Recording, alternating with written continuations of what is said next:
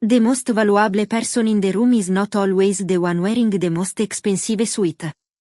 On a chilly Thursday evening, the private dining room inside Hawthorne House, one of Chicago's most exclusive restaurants, glowed beneath crystal chandeliers that reflected softly against polished walnut walls.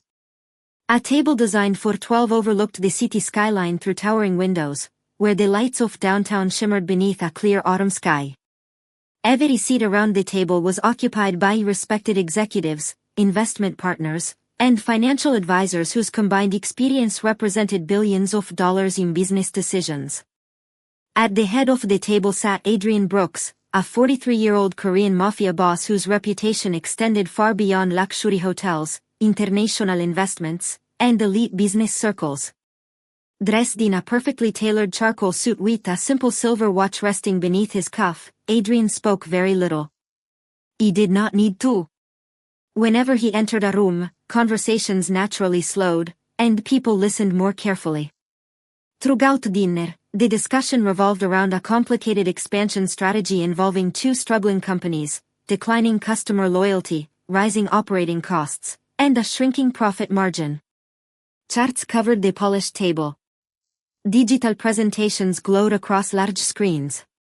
Experienced executives debated projections, challenged assumptions, and defended competing strategies. Nearly an hour passed, yet no one could agree on the best solution. Every proposal solved one problem while creating another. One suggested reducing staff, but customer satisfaction would likely decline. Another recommended increasing prices, but competitors could easily attract disappointed clients. A third proposed expanding into new markets, but the financial risk appeared too great. Adrian listened quietly, occasionally asking short questions that forced everyone to rethink their conclusions. Still, the room remained trapped inside the same complicated circle. At that exact moment, the dining room door opened quietly. Olivia Jackson stepped inside carrying a polished silver coffee pot. 26 years old, with warm, dark skin, kind brown eyes, and neatly tied natural curls beneath a simple service cap, she wore the restaurant's black uniform with a crisp white apron. She moved carefully around the room, silently refilling coffee cups without interrupting the conversation. None of the executives acknowledged her beyond brief nods of courtesy. To them, she was simply another waitress doing her job. Yet while pouring fresh coffee, Olivia could not help hearing every word. Over the past 3 years, she had served hundreds of business dinners inside Hawthorne House. She had learned that successful people often revealed their greatest ideas between the appetizer and dessert. She listened more than she spoke, quietly observing how leaders argued, negotiated, and solved problems. Tonight's conversation caught her attention because every person around the table seemed focused on protecting numbers rather than understanding customers. As she placed the coffee pot back onto the serving tray, Adrian suddenly looked up. His sharp eyes followed Olivia as she reached for an empty cup near the far end of the table. Without warning, he spoke in a calm voice that instantly silenced the room. "Miss, if you were responsible for saving these two companies, what would you do?" Every executive turned toward her at once. Several exchanged amused smiles. One man quietly laughed beneath his breath before lifting his glass. Olivia froze for only a heartbeat, surprised that the question had been directed at her. The enormous dining room became completely still. The city lights outside continued sparkling beyond the glass, but inside Hawthorne House, every eye remained fixed on the young waitress who had just been asked a question that some of the brightest business minds in the room had failed to answer. Olivia's fingers remained wrapped around the silver coffee pot, but her mind was already racing far beyond the polished walls of the private dining room. For several long seconds, no one spoke. The silence was not uncomfortable for Adrian Brooks. In fact, it was exactly what he wanted. Throughout his career, he had discovered that people often revealed their true character in the moments immediately following an unexpected question. Some rushed to impress. Others avoided risk by remaining silent. A few admitted they did not know the answer. Adrian had spent decades quietly observing those reactions. Long before his reputation had reached boardrooms and luxury hotels, his father had taught him a simple lesson. Never judge a person's value by the chair they occupy. Give them a difficult question instead. That philosophy had shaped nearly every important decision of Adrian's life. He rarely hired people because of impressive resumes alone. He preferred watching how they solved unfamiliar problems. More than one executive sitting around the table had originally entered his organization through an unexpected conversation rather than a formal interview. They all knew Adrian enjoyed challenging assumptions, yet none of them had ever seen him direct a serious business question toward a waitress. Several executives shifted uneasily in their seats. One adjusted his expensive tie while another folded his presentation papers with a faint smile that suggested quiet disbelief. They assumed Adrian was making a point about confidence or perhaps testing how ordinary people handled pressure. None of them expected the conversation to continue beyond polite embarrassment. Olivia slowly placed the coffee pot back onto the serving tray before lifting her eyes toward Adrian. She did not appear frightened. She simply looked surprised that someone believed her opinion deserved to be heard. Sir, she said respectfully, are you asking what I honestly think? Adrian gave a slight nod. That is the only answer worth hearing. The room became even quieter. Olivia glanced toward the digital presentation displaying complicated financial projections. Colorful charts filled the large screen with percentages, market forecasts, and revenue estimates. She noticed something else. Every graph focused on company performance. Not one slide mentioned customer experience. She quietly looked back toward Adrian. May I ask one question first? Several executives exchanged confused looks. It was highly unusual for anyone to answer Adrian's question with another question. Yet instead of showing irritation, he leaned back slightly in his chair. Go ahead. Olivia spoke carefully, choosing every word with respect. Have either of those companies asked their customers why they stopped coming back? The question floated across the room like a pebble dropped into perfectly still water. No one answered immediately. One executive looked toward another, waiting for someone else to respond. Another searched through printed reports scattered across the table. After several uncomfortable moments, the chief financial officer quietly admitted, we have customer satisfaction surveys, but they were not part of today's presentation. Olivia gave a polite nod without the slightest trace of arrogance. Then maybe everyone here is trying to solve the wrong problem first. A few eyebrows lifted around the table. Adrian remained completely expressionless, but inside, his curiosity had grown stronger. He had expected hesitation, perhaps even a simple opinion. Instead, the young waitress had challenged the very foundation of a discussion that had consumed some of the brightest business leaders in the city for nearly an hour. For the first time that evening, Adrian reached for the notepad resting beside his glass instead of the financial reports, and every person in the room sensed that dinner had quietly become something entirely different. No one spoke for several long seconds after Olivia's quiet observation settled over the table. The silence felt different now. It was no longer the silence of uncertainty. It had become the silence of curiosity. Adrian rested his pen against the edge of the notepad, studying the young waitress with the same careful attention he usually reserved for experienced executives presenting multi-million-dollar proposals.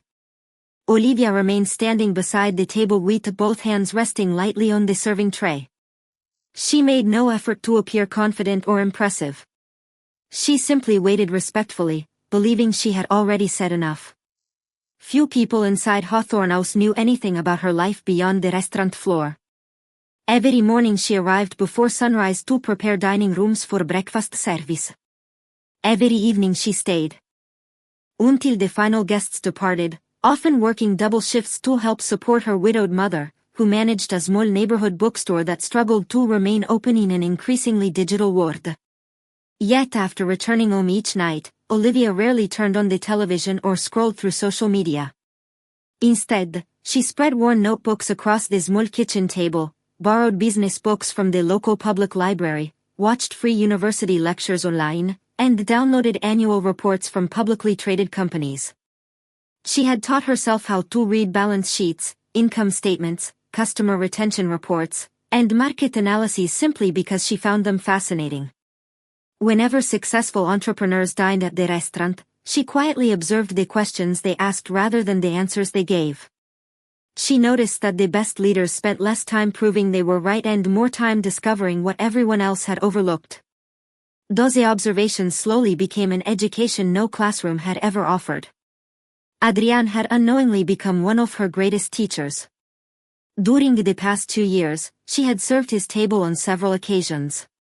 She noticed he rarely interrupted people. Instead, he allowed conversations to continue until someone accidentally revealed the real problem hidden beneath polished presentations.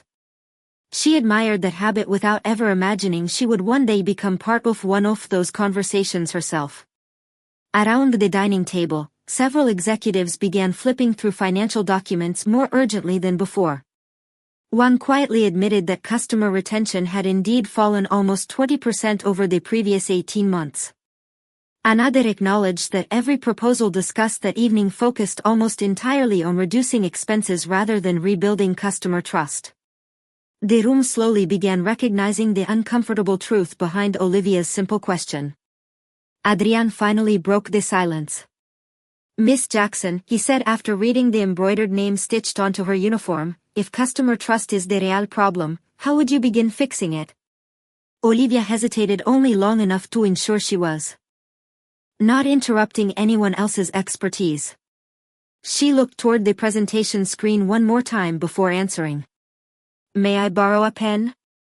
One executive instinctively slid an expensive fountain pen across the polished table.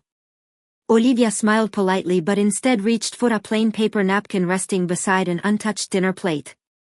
She thanked him softly, unfolded the napkin with careful hands, and placed it flat before her.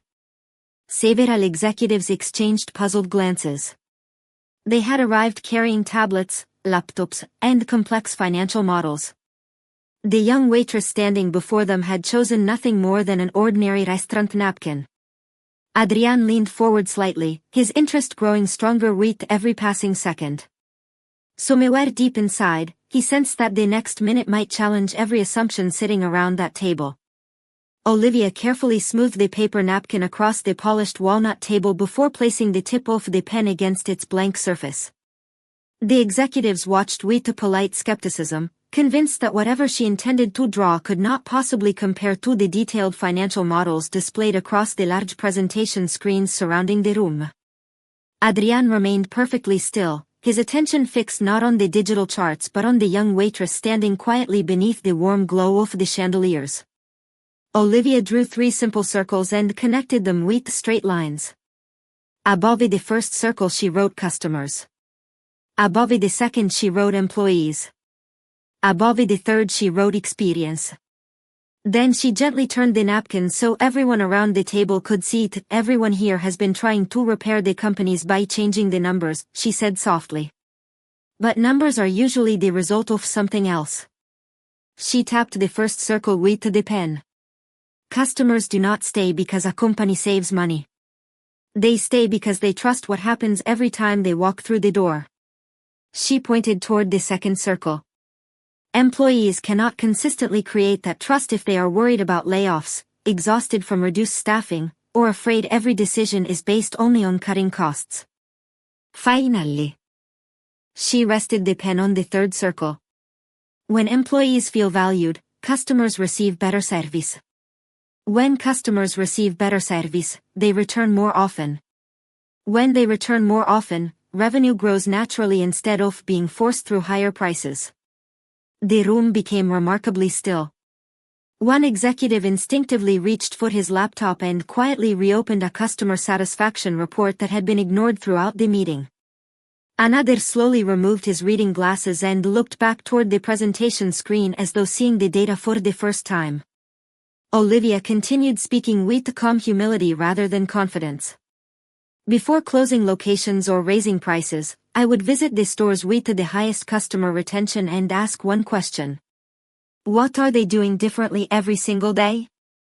Then I would copy those habits before changing anything else." Adrian glanced toward one of his senior operations directors. Did anyone compare our highest-performing locations with our lowest-performing ones? The director hesitated before quietly answering, No, sir.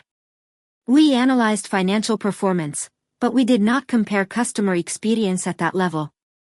Adrian gave a nearly invisible nod. He did not appear surprised. He simply looked thoughtful. Olivia gently placed the pen on the table, believing she had finished. Then she added one final observation. The companies do not need a rescue plan first. They need to remember why customers trusted them before they started chasing quarterly numbers instead of long-term relationships. The words settled over the room with unexpected weight. Nobody laughed anymore. Nobody looked amused. Several executives stared silently at the simple napkin resting on the expensive conference table, realizing that 3 hand-drawn circles had explained more than nearly an hour of sophisticated presentations. Adrian slowly reached forward, picked up the napkin with both hands, and studied it as carefully as if it were an important legal document. After a long moment, he folded it neatly and slipped it inside the pocket of his suit jacket. Then he looked directly at Olivia, and for the first time that evening, a faint smile appeared across his normally reserved face. Miss Jackson, he said calmly, that may be the most profitable business lesson I have heard all year. Now I have a far more interesting question. Where did you learn to think like this? Olivia lowered her eyes for a brief moment, almost embarrassed by the attention now focused entirely on her. The executives who had spent the evening presenting polished financial strategies were no longer studying the projection screens. Instead, they were watching a young waitress standing beside a dining table with nothing more than a folded paper napkin and an ordinary pen. Adrian waited patiently, never rushing her to answer. He had learned long ago that thoughtful people often paused before speaking because they cared about saying the right thing rather than the impressive one. Olivia finally looked up and smiled gently. I did not study at a famous business school, she said quietly. I attended a community college for 1 year before leaving. No one interrupted. My mother became ill, and our bookstore began losing customers. Simeone had to work, so I accepted the first job I could find. Her voice remained calm, free from self-pity. I thought it would only be temporary. She glanced around the elegant dining room before continuing. Instead, I discovered that restaurants became classrooms if I paid attention. Several executives leaned forward with genuine curiosity. Olivia explained that every evening she listened carefully while successful entrepreneurs discussed difficult decisions over dinner. She noticed which companies continued growing through trust instead of fear, which leaders inspired loyalty instead of demanding it, and which executives asked thoughtful questions before offering expensive solutions. She never wrote down private conversations or repeated confidential information. Instead, she observed patterns.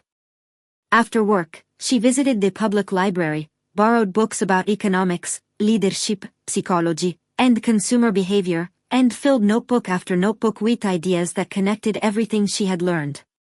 She watched free university lectures late into the night and compared real annual reports from public companies with the discussions she overheard inside the restaurant. I realized that businesses are usually not complicated because of numbers, she said softly. They become complicated when people forget the reason customers trusted them in the first place. Adrian listened without taking his eyes off her. The explanation reminded him of his own early years when he had spent countless nights reading borrowed books because he could not afford formal business mentors. Around the table, several executives quietly reflected on their own careers. Some had earned prestigious degrees, yet few had demonstrated the simple clarity Olivia displayed with a paper napkin. Adrian folded his hands together. Do you still study every night? He asked. Olivia nodded. Almost every night. Even after working double shifts? She smiled modestly. Knowledge does not become less valuable because the day becomes longer. A faint expression of admiration crossed Adrian's face. It was subtle, But everyone noticed it. One executive who had laughed when Adrian first questioned the waitress now looked down at the untouched presentation resting before him. The room had completely changed. Status no longer defined the conversation. Curiosity did. Adrian slowly removed the folded napkin from his jacket pocket and placed it back onto the table. Miss Jackson, he said in his calm, measured voice, many people spend their lives searching for talented employees by reading resumes.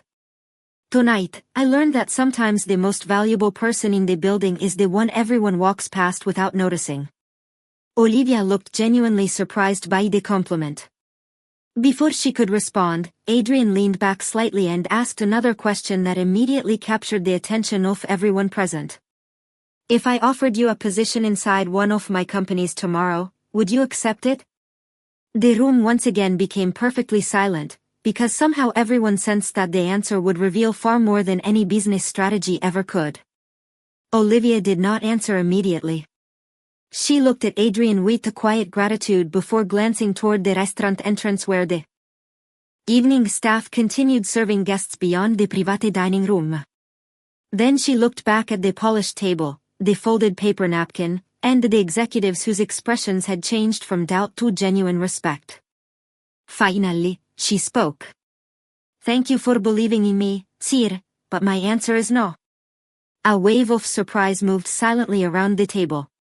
One executive actually looked toward Adrian, expecting him to be offended. Throughout his career, very few people had declined an opportunity offered directly by him. Yet Adrian remained perfectly calm. Instead of disappointment, a faint smile appeared once again. May I ask why? Olivia nodded politely. Because my mother still depends on me. The bookstore has not fully recovered, and I promised her I would not leave until she could stand on her own again. If I accepted a new position tomorrow, I would be breaking a promise that matters more to me than a better title. The room fell silent once more, but this time the silence carried admiration instead of uncertainty. Adrian rested his hands together and studied her answer with the same careful attention he had given her business solution. It was not the refusal that impressed him. It was the reason behind it. He had spent years meeting talented people who chased promotions, salaries, and prestigious titles without hesitation. Very few measured success by whether they honored their commitments to the people who believed in them first. After several thoughtful seconds, Adrian quietly laughed to himself, shaking his head with genuine appreciation. You have done something very unusual tonight, he said. Olivia looked confused. You solved a business problem that experienced executives could not solve, and then you declined an opportunity that many people would spend years hoping to receive. A few executives smiled, recognizing the truth in his words. Adrian slowly stood from his chair, signaling that the meeting had reached its natural conclusion. He walked toward the large windows overlooking the Chicago skyline before speaking again. Real leadership is not measured by how quickly someone accepts success. It is measured by the values they refuse to compromise in order to achieve it. He turned back toward Olivia. I will respect your decision. Olivia thanked him sincerely, believing the conversation had come to its end. She picked up the silver coffee pot and prepared to return to her evening responsibilities. Just as she reached the dining room door, Adrian spoke once more. Miss Jackson. She turned. When the day comes that your promise has been fulfilled, my offer will still be waiting. Not because you solved one business question tonight, but because character like yours cannot be taught inside any boardroom. Nearly 8 months later, the small neighborhood bookstore welcomed more customers than it had in years after Olivia helped redesign its customer experience using the same simple principles she had described on a paper napkin. Once her mother no longer needed financial support, Olivia accepted Adrian's invitation. 1 year after that unforgettable dinner, she stood before the senior leadership team as a strategic advisor, not because of an impressive degree or an influential resume, but because she had earned their respect through wisdom, humility, and unwavering integrity. As Adrian introduced her to the room, he smiled and said, The smartest business decision I made this year began with a waitress carrying a pot of coffee. No one laughed this time. They simply applauded, Because every person in the room understood that true intelligence does not announce itself. It quietly reveals itself when someone is finally willing to ask the right person the right question. The months that followed confirmed something Adrian had quietly believed since the evening they first met. Olivia had never impressed him because she solved a difficult business problem. She had impressed him because she approached every challenge with the same calm honesty she had shown while standing beside a dining table holding nothing more than a coffee pot. Even after becoming a strategic advisor, she insisted on spending time inside company stores, speaking with cashiers, warehouse employees, customer service representatives, and store managers before attending executive meetings. She believed the clearest answers rarely began in conference rooms. They began wherever customers and employees met each day. At the first, some senior leaders questioned her methods. They were accustomed to lengthy presentations filled with complicated terminology and colorful charts. Olivia often entered meetings carrying a simple notebook instead of a polished slideshow. She listened carefully before speaking, asked practical questions, and encouraged teams to describe what they observed instead of defending what they had already decided. Slowly, something remarkable began happening. Employee satisfaction improved across multiple locations. Customer loyalty increased quarter after quarter. Small operational changes suggested by frontline workers saved more money than several expensive consulting projects had promised. Adrian watched every improvement with a quiet satisfaction, never taking credit for ideas that belonged to others. During one quarterly leadership meeting, a newly promoted executive confidently presented a proposal to automate several customer service positions in order to reduce expenses. When the presentation ended, everyone looked toward Adrian, expecting him to approve the recommendation immediately. Instead, he turned toward Olivia. "What do you think?" She paused for a moment before answering. Efficiency matters, but relationships create loyalty. If technology helps employees serve customers better, it is valuable. If technology replaces genuine human connection without improving the customer experience, the savings may become much more expensive in the long run. The room fell silent. Rather than rejecting the proposal, she suggested testing the idea in a small number of locations while carefully measuring both financial performance and customer trust before making a larger decision. The executive nodded thoughtfully, realizing her recommendation protected both innovation and responsibility. Adrian smiled quietly. He had noticed something else over the past year. Other leaders had stopped seeing Olivia as the former waitress who unexpectedly solved one business question. They now sought her advice before important meetings, invited her into strategic discussions, and respected her judgment. Because she consistently placed people at the center of every decision. One afternoon, Adrian stood beside the large windows overlooking the Chicago skyline and reflected on how much had changed. The paper napkin from that unforgettable dinner remained carefully preserved inside a simple frame hanging in his private office.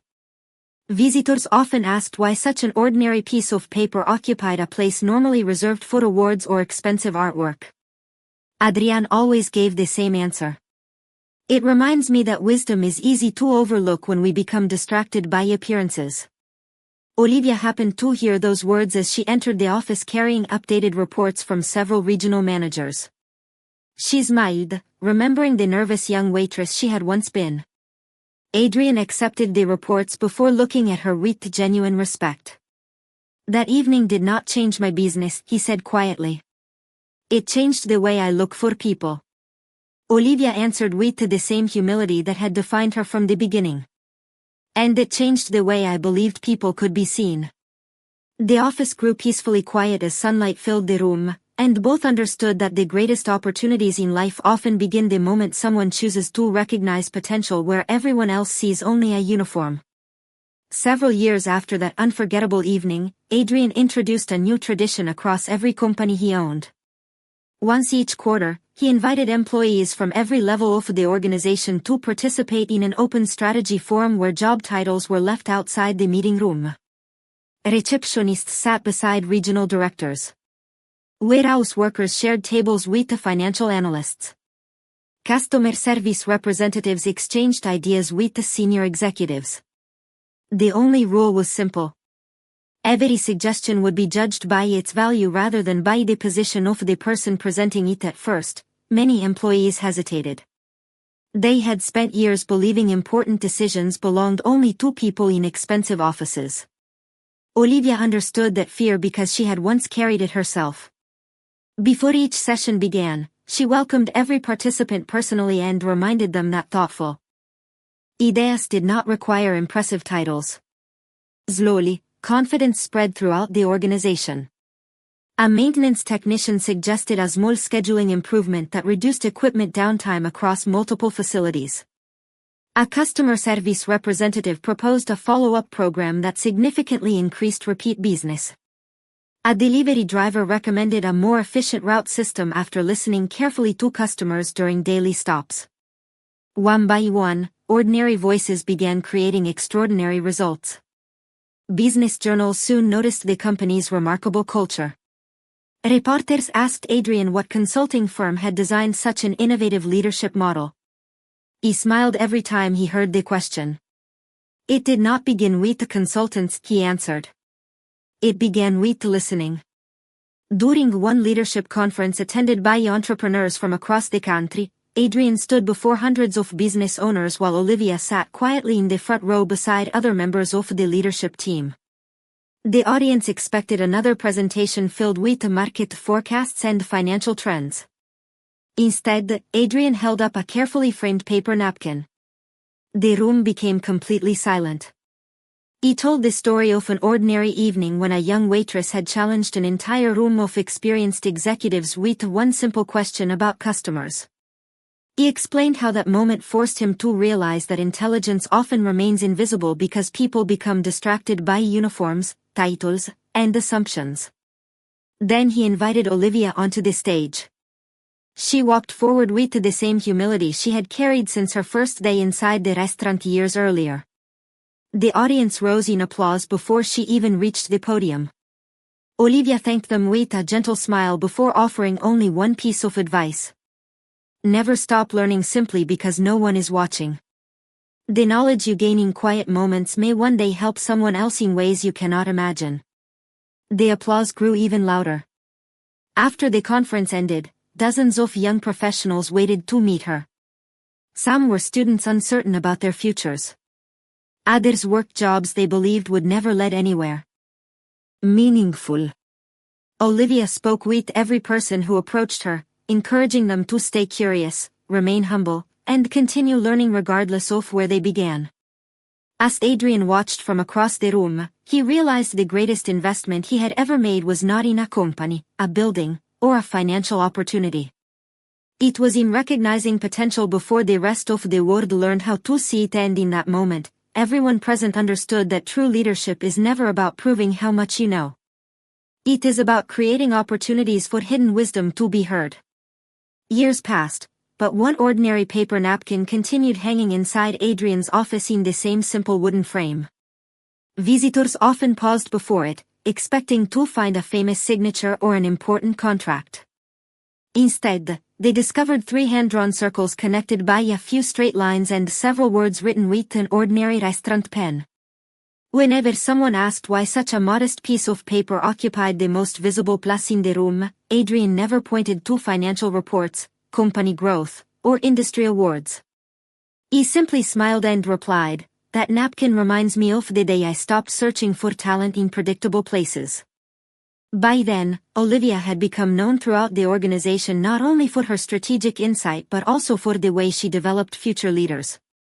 She encouraged every new employee to spend time listening before speaking, observing before judging, and understanding people before trying to improve systems. She often reminded young professionals that every spreadsheet represented real families, every customer survey reflected someone's experience, and every business decision eventually touched another human life. Those lessons gradually shaped the culture of every company Adrian owned. Employee turnover declined, customer loyalty reached record levels, and the organization earned recognition not simply for financial success but for becoming one of the most respected places to work in the country. Yet neither Adrian nor Olivia celebrated those achievements as their greatest accomplishment. One quiet afternoon, they visited the small neighborhood bookstore where Olivia's mother still welcomed customers with the same warm smile that had inspired her daughter years earlier. The shelves were now full, local families gathered for weekend reading events, and children sat on colorful rugs listening to volunteer storytellers. Adrian walked slowly through the aisles, picking up a well-worn business book with a library sale sticker still attached inside the cover.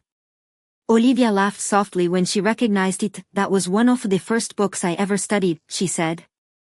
Adrian carefully returned it to the shelf before answering, "Then it became one of the best investments I never knew I made." They stood quietly for a moment, watching a young cashier recommend books to an elderly customer with genuine patience and kindness. Adrian smiled because he understood something that had taken him years to learn. Great organizations were never built only by brilliant strategies. They were built by ordinary people who cared deeply about doing ordinary things exceptionally well. As they prepared to leave, a teenage employee nervously approached Olivia and admitted she dreamed of studying business one day but worried that her current job would never matter. Olivia looked at her with the same calm encouragement she had once carried into a private dining room while holding a silver coffee pot. "Do not underestimate where you are today," she said gently. "If you stay curious, keep learning, and treat every person with respect, this job can become the beginning of something you cannot even imagine yet." The young employee smiled with renewed confidence as Adrian quietly held the bookstore door open for everyone leaving behind them. Outside, the afternoon sunlight filled the sidewalk with warmth, and the city moved forward as it always had. Yet somewhere among the thousands of people walking past one another every day, another remarkable mind was almost certainly waiting for someone willing to ask one thoughtful question instead of making one careless assumption. And on that ordinary afternoon, the world quietly remembered that true intelligence does not ask to be noticed. It simply waits for someone wise enough to recognize it.